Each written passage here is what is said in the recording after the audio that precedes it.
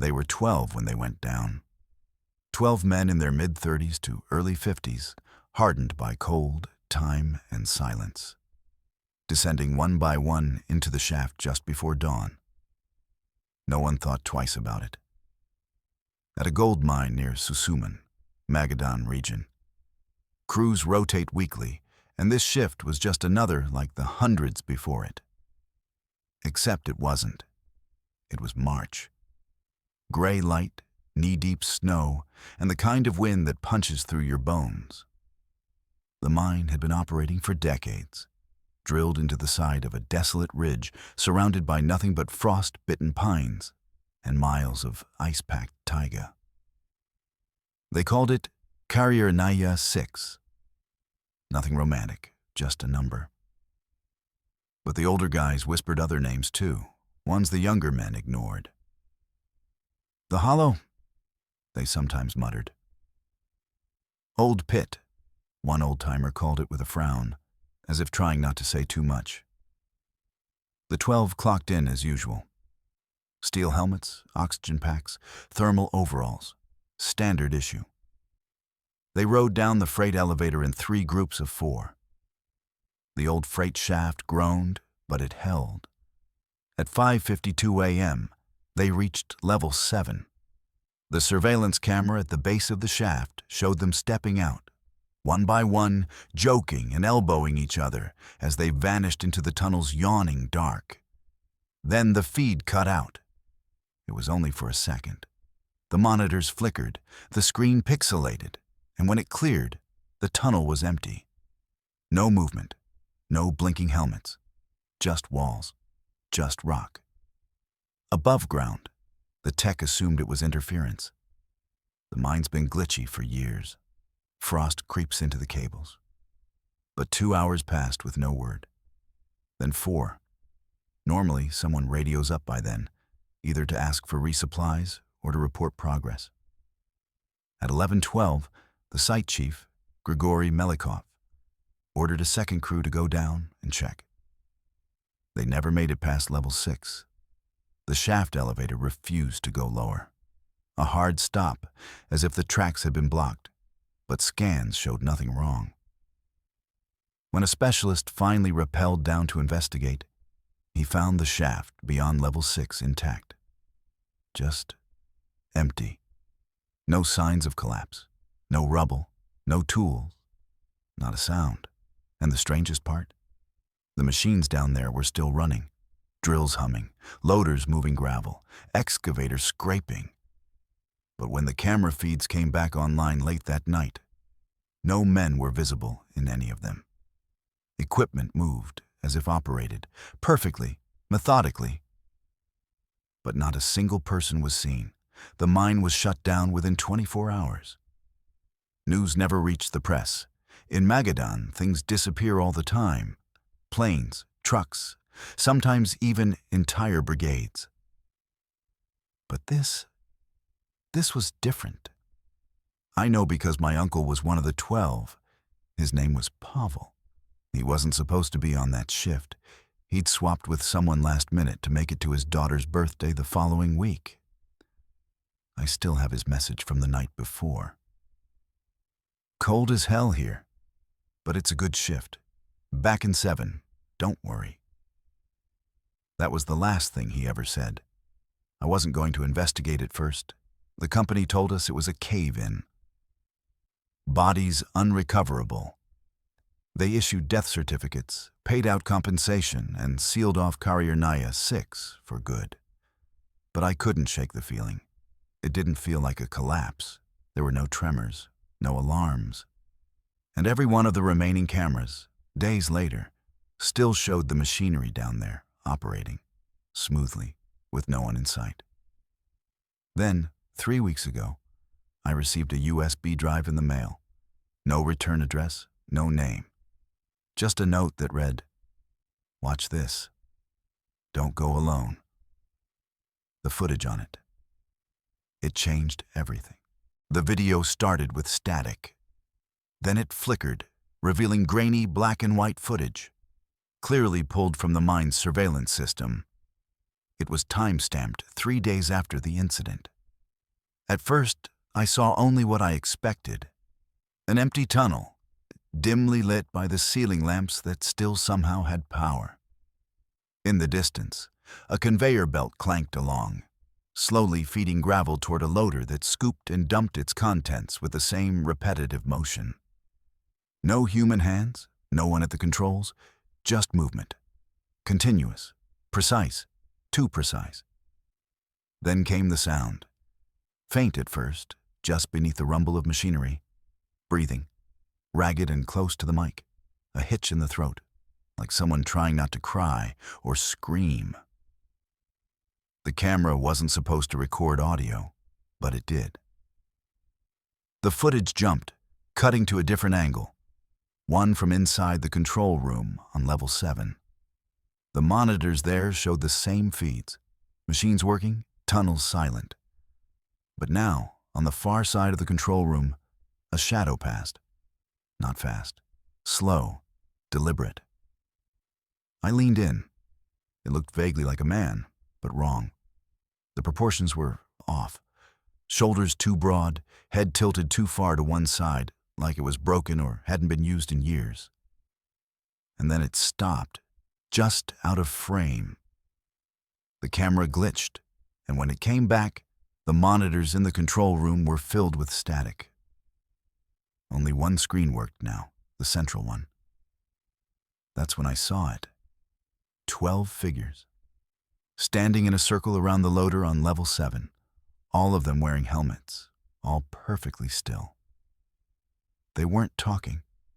They weren't moving. Just standing, facing inward, toward something that wasn't visible on the feed. I paused the video, tried to zoom in, but the file quality was too poor. Still, I recognized one of the postures, the tilt of the head, the stance. It was Pavel, my uncle. I hit play again. The loader suddenly stopped mid-motion. The conveyor halted, the lights dimmed, and every one of those 12 figures snapped their heads upward, toward the camera, at the exact same moment. The footage ended. I sat there for almost an hour, hands shaking, breath shallow. My uncle was gone, he'd vanished, and yet he was still down there, watching. I didn't know what to do, who to trust. The authorities wouldn't listen, not in a place like this, not when the mining company was government-connected. My only option was to go there myself. I took time off work, lied to my family. I booked a ticket to Magadan and rented an old UAZ from a friend who owed me a favor. I packed light. Just enough supplies for a 2-day stay, plus a drone, some spare batteries, a headlamp, and a voice recorder. And then I drove. Susuman is 5 hours of nothing. Endless snowfields, crumbling roadways, ghost towns half swallowed by drifting ice. By the time I reached the turnoff toward the Karyer facility, the sun was a pale smear in a flat, colorless sky. The gate had long since rusted open, the padlock broken. No guards, no signs. Only a strip of tarmac, half consumed by time and tundra. I parked at the edge of the main compound. The buildings were still intact. Low-slung concrete bunkers with boarded-up windows and walls scarred by frost heave. The shaft entrance stood like a mouth in the center of the compound, covered by a rusted steel hatch. Someone had welded it shut. But whoever had sent me that drive had left tools. A crowbar leaned against the wall nearby. A fresh mark on the hatch where the welds had already been partially broken. I hesitated. The kind of hesitation that only comes when you've already gone too far to turn back. Then I pried the hatch open. The air that rose from the shaft was wrong. Not foul, exactly. Not the rot of decay or the metallic sting of rust. It was empty. Hollow. Like the air had been drained of life, or sound, or meaning. I clipped on my headlamp, adjusted the straps of my pack, and climbed down the ladder. The descent took nearly 10 minutes, The shaft echoed with every motion, my breath, my boots, the creak of metal under stress. But otherwise, it was silent. The kind of silence that hums in your ears, makes your heartbeat sound like a drum. I reached level 6, then level 7. The tunnel stretched out ahead, yawning into shadow. A low mechanical thrum vibrated through the walls. The machines were still running. The deeper I went, the louder it got. But there were no footsteps, no movement, just that steady, inhuman rhythm, like the mine itself was breathing. And then I found the loader. It stood just like in the video, half filled with gravel, its shovel suspended mid-swing. On the ground around it, 12 helmets, arranged in a perfect circle. The voice recorder in my pocket crackled, static. Then a voice, faint, almost drowned in the hiss. "Don't stop watching." I turned, flashlight cutting through the dark in a sudden arc, and I saw one of them move. I blinked, hard. My flashlight flickered, just once. And in that instant, the figure had shifted. Not walked, not stepped, just moved, like a frame had been skipped in reality. It stood at the tunnel's edge now, half-formed in shadow, wearing coveralls darkened with dust, its helmet tilted ever so slightly to the side. I took a step back, then another. But the figure didn't follow. It didn't need to, because I could hear it breathing now. A wheeze, wet and thin, like lungs filled with gravel. And it wasn't alone. The silence that had filled the mind before, the silence I had trusted, was gone. In its place, faint movements, subtle shuffles, the sound of boots dragging across stone, more of them. Behind me, beside me, in front of me. I was surrounded. "Don't stop watching," the recorder whispered again, a breathless echo of the voice from before. I reached into my pack with trembling fingers and pulled out the drone. It was my last hope. I powered it on, set it down, and let it rise. Its floodlight carved into the dark. The loader, the 12 helmets, the empty tunnel. Nothing moved on camera. But I wasn't watching the tunnel. I was watching the monitor. And in the top right feed, just barely visible, one of the shadowed figures stepped behind a support beam. Not froze, moved, as if my lack of direct attention had unlocked it. And then the feed cut to static. A high, painful screech filled the headphones I'd been wearing. I tore them off, stumbled back, and dropped the controller. The drone lights blinked out. Everything was dark again. No sound, no light, no clear way out. Then I saw it, etched into the wall behind the loader, carved with something sharp and desperate. A single phrase repeated over and over in shaky, frantic letters. "You were always here." Not you came here, not you followed them. You were always here. I couldn't breathe. My flashlight flickered again, and this time the beam caught something on the far wall. A reflection. No, an opening. A new tunnel. One I hadn't seen on any map. A hand reached out from the darkness just beyond its edge. Not toward me, but toward the wall. And on the wall beside it, smeared in what looked like oil or old soot, a handprint. My handprint. I stepped closer, the shape of the fingers, the scar on the knuckle. It was mine. I staggered back, falling to my knees, my mind unraveling in slow motion. This wasn't just a mine. It was a loop, a trap, a mirror, and I'd been walking in it the entire time, maybe for days, maybe longer. Behind me, I heard a boot scrape stone. "Don't stop watching."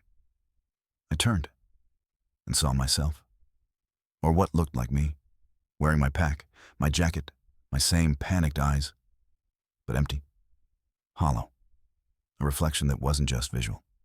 Something had worn me down until it could wear me. The thing tilted its head, just like I had done in the drone footage. A perfect imitation. Then, slowly, it raised its hand and pointed at the ceiling. Above me, a red light blinked on. A security camera. Recording. Still active. Still watching. The drone hadn't been the only eye. I ran. Through the tunnel. Back to the ladder. Climbing without thinking, scraping my palms raw. At the surface, the air was thinner. Colder, but it was air. I drove without stopping. Slept in the car on the side of the road. I didn't eat. I didn't drink. When I reached Magadan, I mailed the drone footage anonymously to 5 different independent news outlets. Only one replied. They said the mine had burned down 10 years ago, that it had never reopened, that the security system was dismantled in 2013. They asked me if I was sure I'd been there. I tried to answer, but I couldn't. Because sometimes, late at night, my drone feed activates on its own, and in the static, just for a second, I can see the tunnel again. And me, still down there, still watching. You're not supposed to find new veins up here. Not anymore. The geologists have already been through every inch of this region. Every crack in the basalt, every buried fault line, mapped and drilled and picked clean decades ago. So when Dima's voice came through the radio, clipped and low like he didn't want the mountains to hear him, it made every hair on my arms stand up. I found something, he said, and it's not on the map. The others laughed it off at first. Gold fever makes men imagine all kinds of things. After 6 weeks on shift in Magadan's interior, no internet, no alcohol, and only each other snoring for company, your brain starts chewing its own tail. But when Dima didn't come back to the trailer that night, none of us laughed. I was the one who found him the next morning. He was just standing there, alone in the mist, at the base of a rock face that looked like a cracked tooth stabbed into the tundra. His clothes were soaked with sweat despite the morning chill, his hands caked in dust. And behind him, on the exposed wall of granite, ran a seam so black and glittering it didn't look real. Showed up after the rain, he mumbled. The water washed it out. We had no equipment with us. No drills, no survey tech. Just our hands, our eyes, and the quiet knowledge that if this was real, we just found the first undocumented deposit in 20 years. I took out my phone to take a photo. The screen flickered, turned green for a split second, then died. Fully charged, dead. It didn't feel like a place that wanted to be documented. We called it the Black Seam. Not because it was dark. Gold shines even when it's still in the rock, but because of the way it twisted through the stone, like a vein of something fossilized and wrong. Dima said he'd chipped at it the night before. Said it rang hollow, like there was a cavity behind it. The next morning, I went up there with him. The others stayed back at base camp. They were spooked, not by anything they could name, just unease. Yuri pretended to sleep. Oleg suddenly had back pain. I didn't blame them. Dima had barely slept. His eyes had that dry, glittery look, like he'd been staring too long at something he couldn't explain. As we climbed, he muttered about shapes in the walls, not carvings, not tool marks, just unnatural symmetry. Nature doesn't repeat herself, he said, but this rock does. It sounded like nonsense until we reached the face again. Then he pointed. I didn't see it at first. But the longer I looked, the clearer it became. Not symbols, not words, but patterns. Like something had pressed against the inside of the stone. Not scratched, pressed. Soft impressions in hard granite. They were smooth, like bone that had been buried for centuries. Ridges, grooves, spirals. I backed up. "Let's go," I said. "We report it. We come back with proper tools." But Dima wasn't listening anymore. He'd already wedged a metal bar into a crack and was working it like a labour. I wanted to stop him, but I didn't move. I watched, silent, as the edge gave way with a wet-sounding crack, like something had burst open. Behind it was nothing. Just a dark hole in the rock, wide enough for a person to slip through. It breathed. That's the only way I can describe it. A faint rush of air, neither warm nor cold, brushed my face. It smelled like stale metal and something older, like an empty tomb that's been waiting to be opened. I stumbled back. Dima grinned. He picked up his flashlight and ducked inside before I could stop him. I waited outside for 10 minutes, then 20, then 45. And then I followed. The tunnel curved, not like a natural fissure, but with purpose. Precision. The floor was smoother than it should have been. Not man-made exactly, just worn in a way that didn't match the rest of the geology. Like something had moved through here. Often, over a long time. I called Dima's name once. My voice sounded wrong in that space. Flattened, muffled, like the stone didn't want to carry it. The beam of my flashlight shivered slightly with my grip. I kept walking. About 20 meters in, the tunnel opened up into a chamber. No taller than a man, but wide, maybe 5-6 meters across. The walls were covered in more of those ridged impressions, layered over each other like overlapping fingerprints. Some were deeper, fresher. And on the far side of the room, facing the wall, stood Dima. I called to him. He didn't move. I took a step forward, crunching over scattered bits of stone and what I thought were flakes of rust. The air grew thicker, not heavier, just dense, like trying to breathe underwater. I called again. He turned slowly, and he smiled. But it wasn't Dima's smile. It looked like him. Same face, same posture, same dirty jacket with the sleeve tear. But the expression didn't reach his eyes.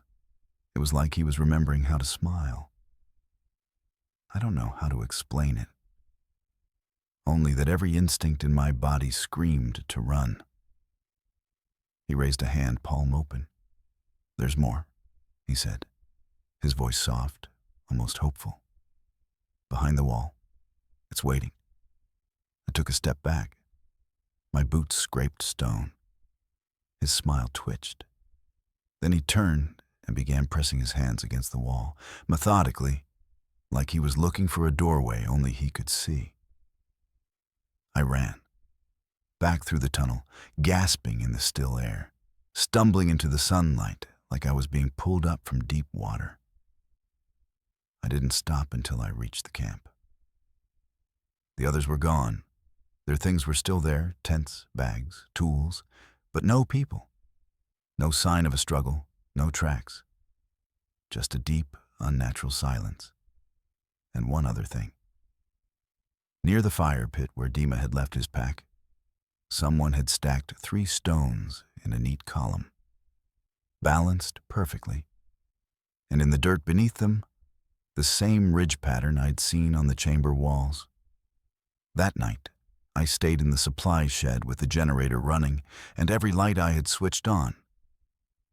I didn't sleep. At dawn, I took the truck and drove until I hit cell reception. I never went back. The mining company pulled out quietly. They cited geological instability. That was the official report. No one asked for details. No one seemed surprised.